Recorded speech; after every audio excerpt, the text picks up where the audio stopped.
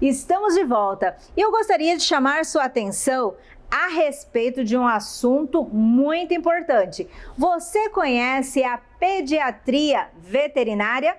É isso mesmo, uma especialidade que trabalha com exclusividade com os nossos filhotinhos. É isso, os nossos amiguinhos de quatro patas. A doutora Anne vem falando sobre alimentação, cuidados, prevenções de doença. Então não vou falar mais nada, porque a doutora Anne elaborou algo muito importante para falar com vocês. Roda a vinheta.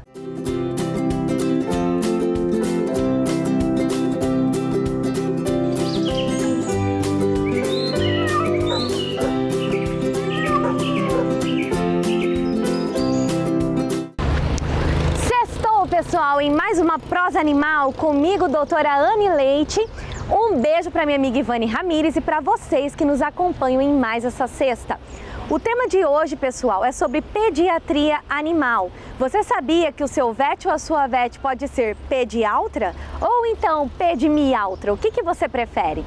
O seu vet vai fazer o acompanhamento do seu filhotinho de cão e de gato até que ele se torne um adulto, porque são muitas as dúvidas, desde a alimentação, qual é a ração mais indicada, qual é o tipo de alimentação mais indicado para cada fase desse filhote. Outra coisa importante sobre a imunização, pessoal, é muito importante imunizar seu cão ou seu gato desde filhotinho. Você vai prevenir ele de muitas doenças que na fase de filhote podem ser até fatais. No caso dos cães tem a famosa parvovirose e a sinomose. E no caso dos gatos, pessoal, tem um monte de doenças que também pode levá-lo à morte, como a parainfluenza felina e demais doenças, pessoal. Então é muito importante que você vacine o seu pet o quanto antes. Isso o seu veterinário vai poder te explicar. Vermifugação também é muito importante. Esses dias, na minha rotina clínica, eu peguei um gatinho com uma barriga bem grande. Quem olhasse aquela barriga ia pensar, nossa, tá comendo muito. Mas não, acreditem vocês, aquela barriga foi causada por uma crise de verminose. Porque a crise de verminose pode levar o seu animal a desenvolver a hipoproteinemia, que faz com que ele aumente a barriguinha, a famosa barriga d'água. Nesse caso, um vermífugo resolveria.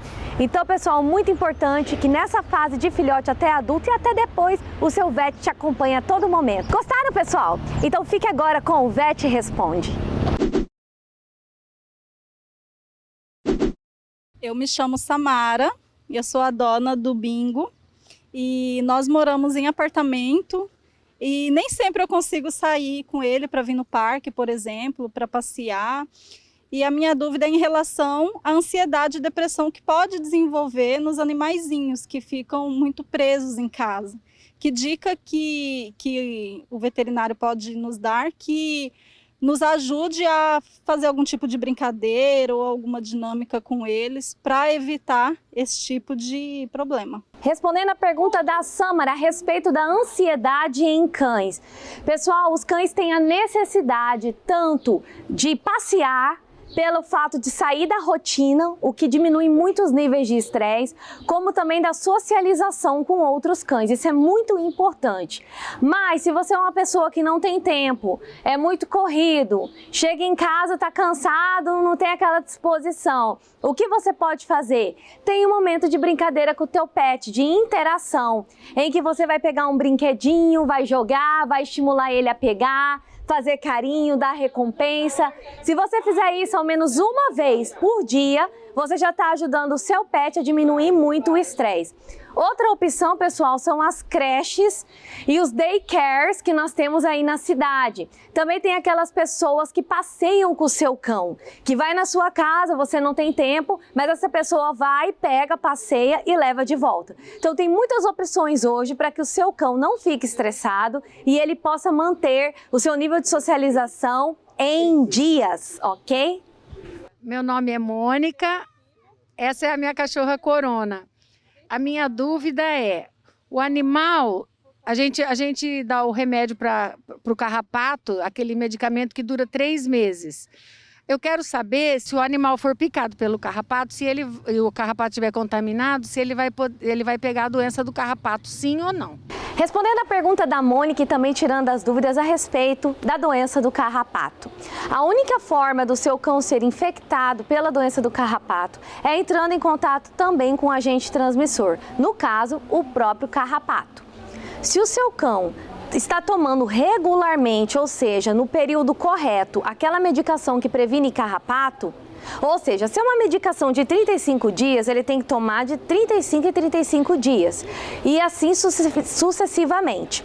Se o seu cão está tomando a medicação em dias, mesmo que ele entre em contato com outro cão que tenha carrapatos contaminados, ele está prevenido contra a doença do carrapato, então você pode ficar tranquilo, ok? O lambejo de hoje especial vai para a Corona, pessoal, essa lindeza que foi adotada bem na época da pandemia, por isso esse nome inusitado, da tutora Mônica. Um beijo, Corona! O lambejo de hoje da Tia Anne vai para o Bingo da tutora Samara. Um beijo, Bingo! Gente, que fofura é essa? Que coisa mais deliciosa, não é verdade? Pena que não dá para comer, mas cachorrinho dá para apertar e dar uns super lambejos. Em falar de lambejo, se você que está em casa também gostaria que a doutora Anne mandasse um super lambejo por seus doguinhos ou cats de plantão, o WhatsApp aí na tela, você pode mandar para cá também a foto dos seus filhotinhos, dos seus pets de cada dia.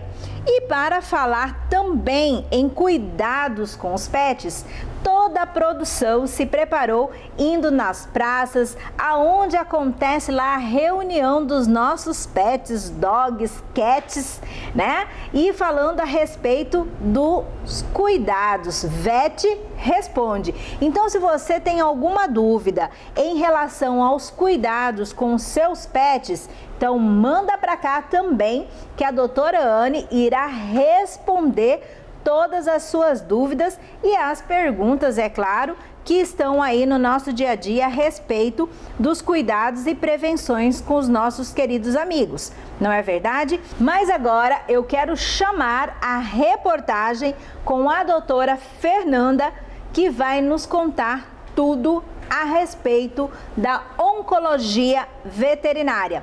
Roda aí, produção! Bom dia, eu estou aqui na Clínica Veterinária Vivete com a doutora Fernanda Vicini Galli para falar um pouquinho para nós sobre oncologia. Que bicho é esse? Não é um bicho de 7 cabeças. Seja muito bem-vinda, doutora Fernanda. Muito obrigada, eu agradeço o convite, estou muito feliz de poder estar participando, dessa entrevista, para a gente conversar um pouquinho aí sobre esse tão temido assunto, onde muitos tutores ainda têm muito medo. Então, eu estou muito feliz, obrigada pelo convite. O prazer é todo nosso. Doutora Fernanda, a oncologia veterinária, o que significa na verdade? Na verdade, a oncologia veterinária ela é uma especialidade da medicina veterinária, onde a gente que é especialista na área, a gente cuida dos pacientes que têm câncer. Então, desde o diagnóstico ao tratamento, então é uma área que cuida dos pacientes com câncer. Quando nós falamos em paciente com câncer, seja falando a respeito da parte humana, assim como da parte animal, tem alguma diferença em relação a esse tratamento? Na verdade, eu sempre digo assim para os tutores, que é bem diferente o tratamento do paciente oncológico PET do que o paciente humano. Então, primeiro porque os PETs, eles não têm o fator psicológico que nós temos.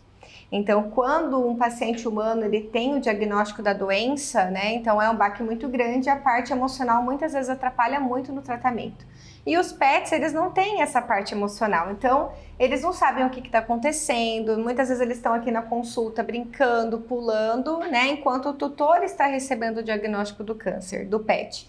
Então eles acabam não tendo o fator psicológico e eu sempre falo que com isso eles saem muito à frente da gente, dos humanos em relação ao tratamento.